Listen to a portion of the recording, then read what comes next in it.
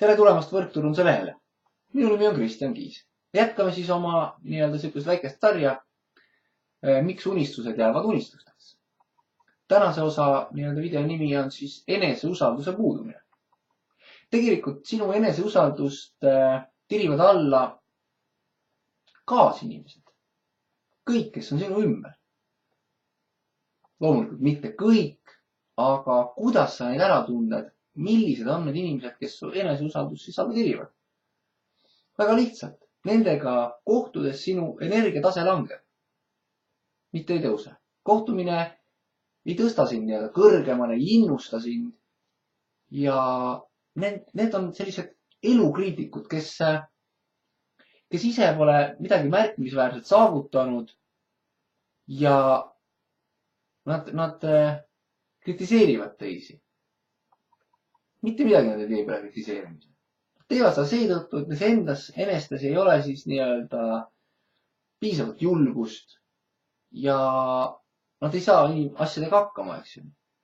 Iga väline rünnak võib tegelikult meie enesekindlust kõigutada, tekitades siis hirmu selle enesekindluse või siis ebaõnnestumise ees, eks ju.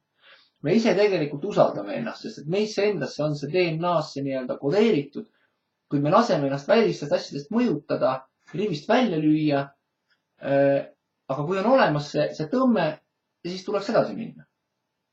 Sellepärast on väga oluline kirja panna oma eesmärgid, järgida oma unistusi. Et teha endale selgeks, miks ma midagi teen, mis on selle asja eesmärk, kuhu ma soovin jõuda. Mida rohkem on sinu kirja pandud neid, miks sa midagi teed ja miks sa midagi soovid, siis seda paremini ja seda enesekindlamalt sa lähed edasi.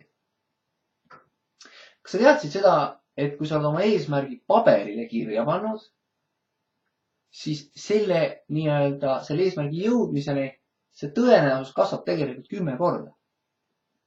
Miks see nii on?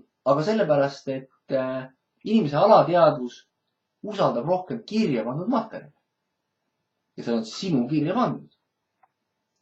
Ära pane endale kohe väga suuri eesmärke. Alusta väiksematest. Ehk siis igas päevas mingi eesmärk. Igas nädalas, igas kuus, igas aastas. Loomulikult pead olema ka suured eesmärgid, aga alusta väiksematest. Iga täidetud eesmärgi järel premeeri ennast. Sa oled seda väärt.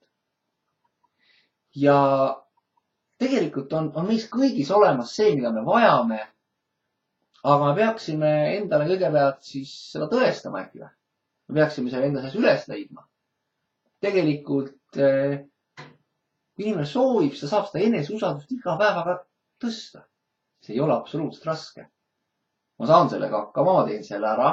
Ma tean, et ma olen suuteline. Ja kui sa iga päev kinnitad seda endale, siis sa saavutad selle. Kui sa iga päev teed ka selle jaoks midagi. Sest et spordis on ju tihtipeale niimoodi, et kui treener enne otsustavat mängu oma meeskonnale süstib positiivsust või sellist enesekindlust, seda usaldust, et neis on see, nad on tugevam kui vastasmeeskond ja edasi, siis sportlased saavad sellist innustust ja nad teevad ja mängivad seda mängu paremini. See kõik oli neis endas ennem olemas, aga keegi pidi seda natukene aitama neil näha.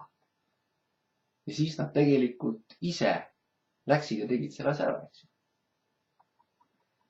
Ehk siis igapäevaselt õpi endas seda enesekindlust, eneseusaldust kasvatama. See tuleb kõik läbi loomulikult ka kuude. Ja mitte midagi keerulist siin ei ole. Minu soov sulle on, et ka sina sooviksid saada professionaalseks võrkturundajaks, sest et meil on parem tulevik. Nüüd lähme ja räägime sellest tervele maailmale. Aitäh!